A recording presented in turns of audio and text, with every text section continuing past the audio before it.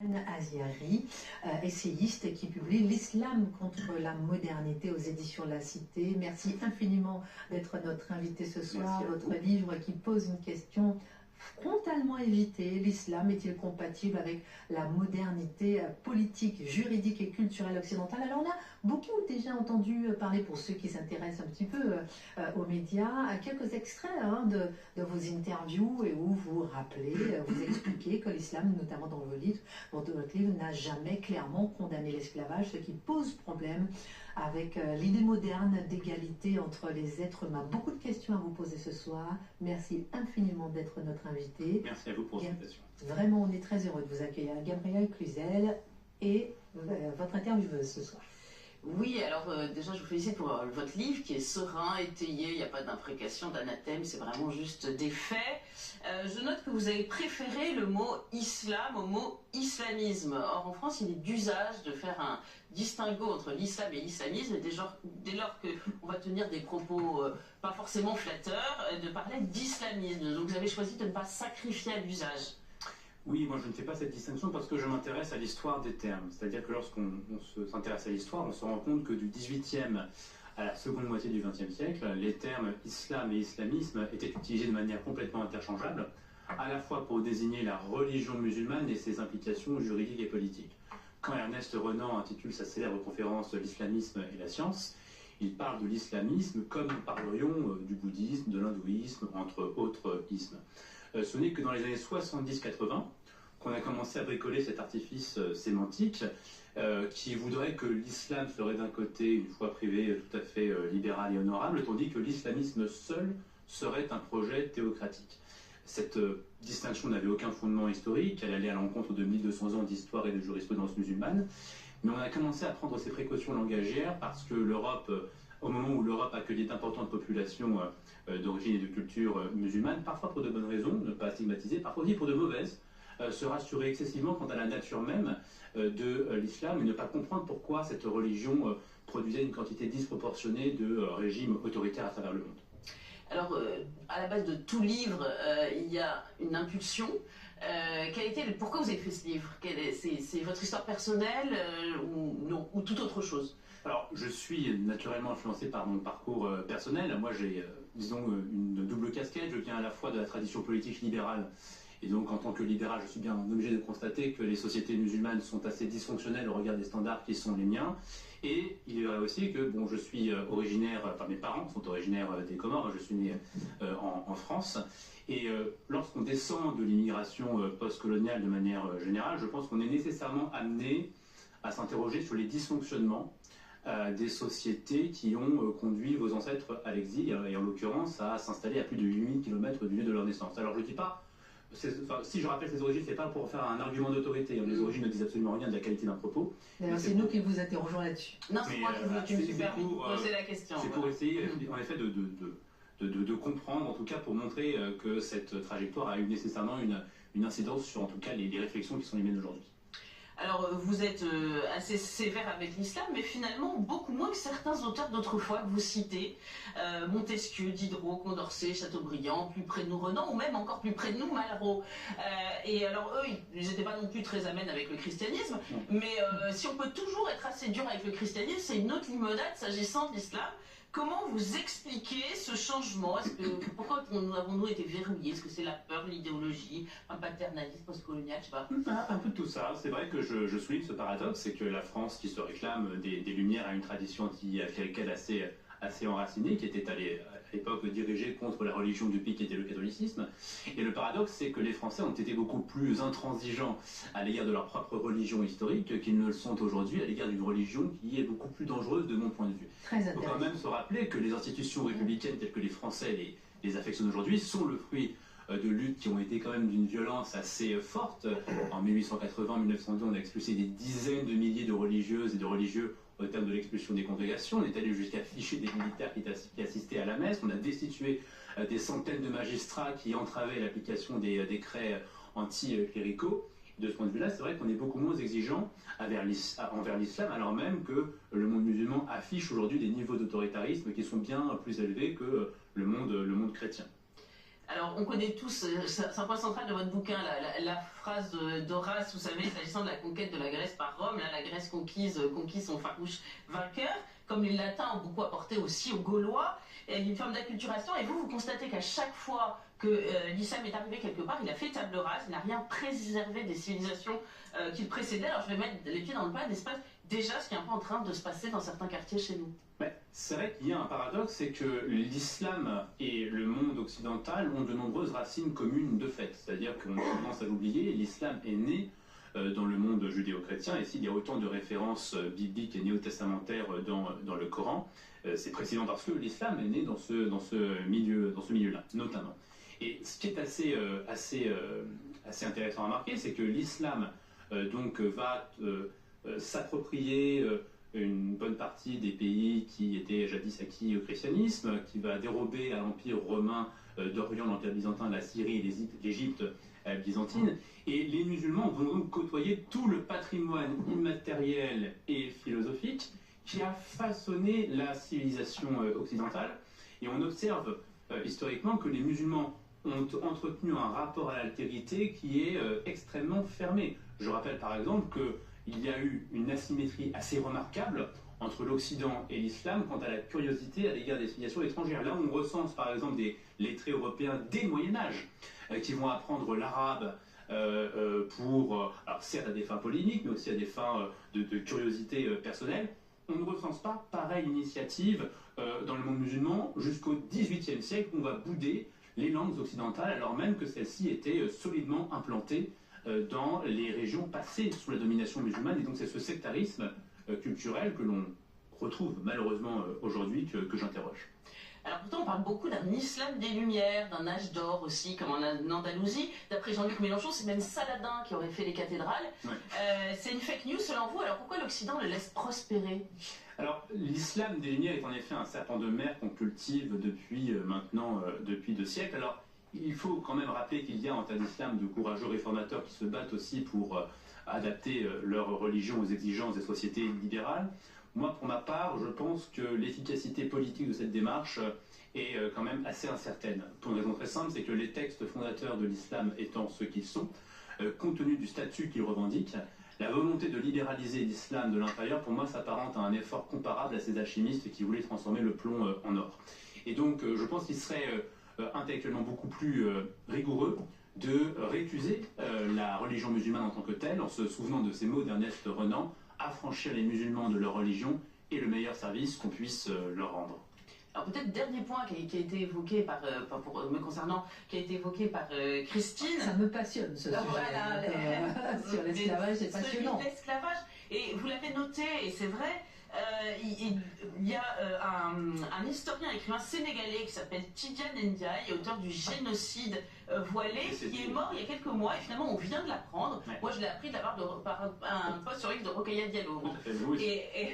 Et donc c'est quand même assez étonnant. Et en fait, qu'a-t-il fait dans son livre? Il a dénoncé la traite arabo-musulmane, ce qui explique une certaine occultation. Pourquoi l'Occident, là encore, alimente, se charge elle-même de tous les péchés de la terre et refuse de regarder ce qui s'est passé de ce côté-là? En fait, Christiane Taubira avait dit qu'il ne fallait pas en parler. Tout à fait. Alors je pense qu'il y a effectivement au sein des sociétés occidentales une espèce de propension rousseauiste à idéaliser les traditions étrangères au nom de ce mythe du bon sauvage qui, paradoxalement, on le rappelle, est un mythe colonial. C'est le grand paradoxe en réalité de cette attitude qui prétend lutter contre des stéréotypes hérités de la colonisation, mais qui en réalité reproduit d'autres stéréotypes qui expliquent aussi une forme de condescendance, à mon avis, à l'égard des musulmans, une condescendance qui part du principe qu'il est vain d'exiger de l'autre les mêmes standards que nous nous appliquons. Donc c'est cette condescendance contre laquelle il faut lutter. S'agissant de l'esclavage, il faut rappeler en effet qu'aucune culture n'a le monopole de l'esclavage, que toutes les sociétés l'ont pratiqué, à ceci près, malheureusement, que certaines cultures ont été incapables de l'abolir de leur propre initiative. S'agissant de l'islam, on constate malheureusement que jusqu'à l'arrivée des Européens, les sociétés musulmanes ont été incapables de produire un discours abolitionniste. Il n'y a jamais eu en terre d'islam l'équivalent de cette controverse de Valladolid qui, au XVIe siècle, met en scène des théologiens espagnols qui vont s'insurger contre les exactions de leurs compatriotes dans les Amériques. Il n'y a jamais eu en terre d'islam l'équivalent d'un Condorcet, l'équivalent de la Société des Amis des Noirs, cette société civile qui va lutter contre les traites négrières, à tel point que le refus de l'esclavage en terre d'islam doit presque tout aux interventions impériales occidentales, ce qu'il est ce qui est un tabou historiographique. Oui, on a vu une petite séquence qui vous a opposé à cette Ndiaye qui a fait florer sur les réseaux sociaux. Oui, donc je rappelais effectivement que ce sont les Français, qui ont forcé les Algériens à renoncer au commerce de nègres, tel qu'on l'appelait à l'époque en 1848, que ce sont les Français qui ont fermé les marchés d'esclaves au Maroc, que ce sont les Britanniques qui ont fait pression sur l'Empire ottoman afin que celui-ci réduise l'ampleur des traites. Il faut rappeler que l'Empire ottoman, par exemple, n'a jamais été capable de condamner l'esclavage, et ceci jusqu'à sa dissolution après la Première Guerre mondiale. Alors, je prends le relais justement sur ce point. Vous nous dites et vous invitez en fait les sociétés musulmanes à déconstruire l'islam. Alors, traduisons ça plus concrètement. Est-ce que vous croyez qu'à l'échelle de l'histoire, l'islam, dans les temps qui sont là, pourrait tomber? C'est-à-dire le communisme est tombé, d'autres religions politiques sont tombées, d'autres religions se sont affadies. Si je vous comprends bien, est-ce que l'islam pourrait tout simplement tomber? Et deux, est-ce qu'il n'y a pas chez vous, en tant que libéral, une forme de, on en a parlé samedi soir sur ce plateau, est-ce qu'il n'y a pas chez vous une forme de manque d'attention à la diversité humaine? C'est-à-dire qu'il est normal que partout sur Terre, les hommes aient différents dieux, différentes cultures, différentes civilisations, et une religion aussi importante que l'islam peut-elle vraiment tomber? Je ne vous savais pas un ardent défenseur du régime diversitaire. Ah non, non, alors, est-ce que l'islam peut tomber? Sur le court terme, effectivement, ça me paraît compliqué, mais j'appartiens à cette tradition héritée des Lumières qui place sa confiance dans l'homme et sa rationalité pour en effet contester des traditions qui méritent de l'être. Prenez un pays comme l'Iran par exemple. Voilà un pays qui est soumis à une théocratie sanguinaire, qui n'hésite pas à assassiner les femmes mal voilées, les homosexuels, et qui pend le moindre militant qui conteste l'ordre établi. Et pourtant, quand on regarde certaines études, on se rend compte que la société iranienne, en dépit de la pression religieuse, affiche des niveaux de sécularisation parmi les plus élevés de la région. Et je me dis très naïvement que si une société comme l'Iran, avec cette jeunesse courageuse, parvient à sortir de l'islam à des niveaux quand même assez spectaculaires, je me dis qu'en Occident, compte tenu des espaces de liberté qui sont les nôtres aujourd'hui, nous n'avons aucune excuse, pour peu qu'on exploite ces espaces de liberté, pour peu qu'on dise la vérité, qu'on manie l'arme de la raison et de l'esprit critique, pour précisément affranchir les musulmans d'une superstition. Donc, en réalité, on les musulmans d'Occident ou les musulmans dans leur pays? C'est pas la même chose. On peut commencer déjà par nos sociétés occidentales. Je pense que la difficulté, effectivement, dans les sociétés musulmanes, c'est qu'elles sont tellement autoritaires que le discours que je tiens là nous vaudrait tous d'être tués en quelques secondes. Mais en Occident, on a des espaces de liberté nécessaires pour mener ces réflexions à bien. Pour l'instant, pardon. Vous pouvez encore me poser une question, ensuite Charlotte et Marc. Mais alors, justement, vous nous dites qu'il faut distinguer finalement. Il y a les musulmans d'Occident que l'on pourrait désislamiser en quelque sorte, et il y a l'extérieur du monde des endroits où c'est profondément, la tradition musulmane est profondément inscrite, protégée par des régimes autoritaires. Vous connaissez peut-être cette espèce de blague nord-irlandaise, quelqu'un arrive en disant « Vous êtes catholique ou vous êtes protestant ?» Le type répond « Je suis athée ». D'accord, vous êtes athée catholique ou athée protestant? Est-ce qu'il n'y a pas l'impression que pour la question de l'islam, la question va se poser, c'est tellement profondément inscrit dans la matrice d'une civilisation que même si la foi baisse, la matrice demeurera la même? C'est un défi anthropologique que je ne nie absolument pas, et je ne dis pas qu'on verra ce scénario se réaliser du jour au lendemain, mais je pense qu'il est important de poser cette hypothèse comme étant souhaitable dans un premier temps.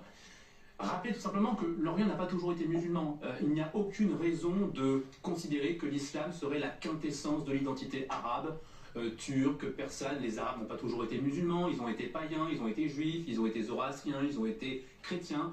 Le monde arabe, avant l'islam, donnait des empereurs et des impératrices à Rome, des professeurs à Athènes, des souverains chrétiens, une reine catholique qui commandait des troupes pour sauver Constantinople des Goths quand il était encore païen.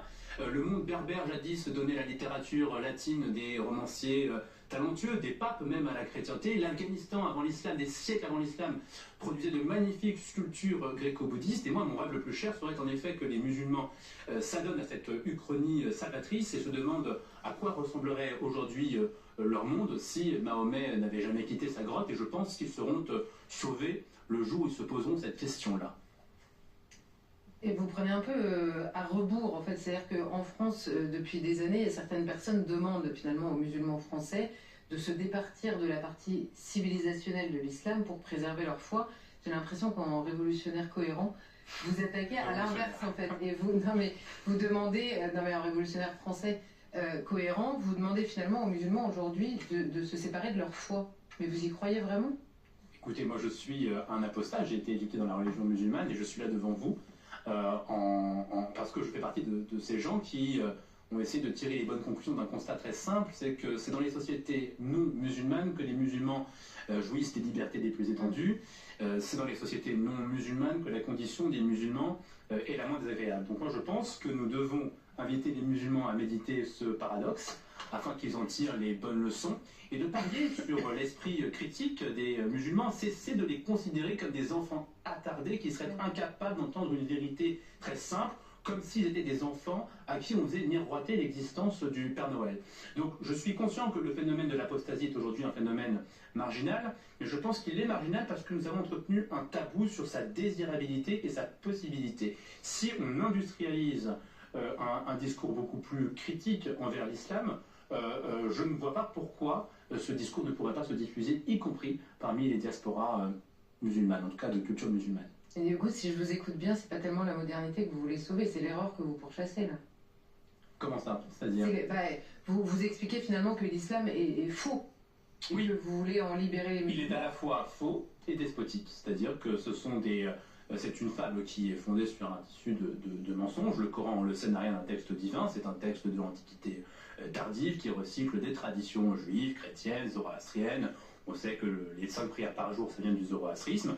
Donc je pense qu'il est à la fois nécessaire de contester l'islam à la fois sur le terrain de la vérité, mais aussi sur le terrain des conséquences, parce qu'on juge l'arbre à ses fruits, et en l'occurrence, l'arbre en question fait quand même pousser beaucoup de fruits empoisonnés. Est-ce que le principe de laïcité ne demande pas, en réalité, aux gens de garder leur foi et surtout pas d'apostasier? Or, aujourd'hui, on a un phénomène inverse avec, peut-être par culpabilité ou je ne sais trop quel phénomène de déraison, on a les politiques qui, globalement, encouragent ces gens à s'enfermer, plutôt que de leur dire « lisez les philosophes », comme vous l'avez fait vous, c'est-à-dire vous avez eu l'étincelle parce que on vous a offert la culture. Et aujourd'hui, on leur dit surtout ne lisez pas ça et restez enfermés. C'est ça qui est complètement fou. Mais vous avez parfaitement raison, et donc on revient à la nécessité de cesser d'infantiliser les musulmans, parce que je pense en réalité que derrière l'apparente islamophilie de nos élites, il y a un profond mépris en réalité pour ces catégories sociales. C'est-à-dire qu'il y a cette idée. Je suis toujours frappé de voir que la défense de l'islam vient de non-musulmans qui ne se convertiraient à cette religion pour rien au monde. Pourquoi souhaiter à l'autre quelque chose que l'on sait pas bon, en tout cas que l'on sait néfaste pour soi? Exactement. Oui, mais comment admettre qu'à la fois on justifie que des femmes se voilent, donc qu'elles abandonnent leur liberté dans un pays qui leur offre la liberté, et de leur dire c'est votre liberté? Il y a quand même quelque chose de complètement fou. Et comment arrivent-elles à supporter ça alors qu'elles devraient avoir la tentation comme celles qui sont en Iran et qui subissent la pression environnementale d'un islam drastique et donc un islam lui-même? C'est une très bonne question. Vous savez, la Boétie disait que la coutume est la première source de servitude volontaire. Hélas, je constate qu'il y a en effet beaucoup trop de musulmans qui ne parviennent pas à tirer les bonnes conclusions de leur présence en Occident. C'est aussi à nous d'essayer de confronter l'islam à ces contradictions.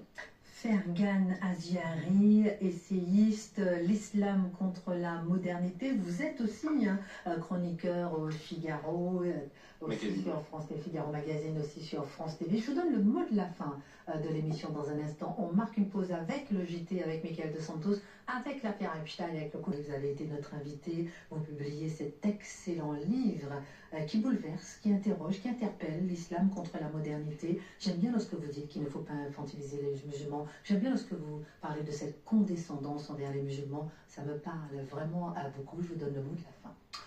Aucune société n'est condamnée à rester engluée dans la superstition et la tyrannie. Merci infiniment, Fergan Aziari, d'avoir été notre invité. L'islam contre la modernité. Empressez-vous de le lire.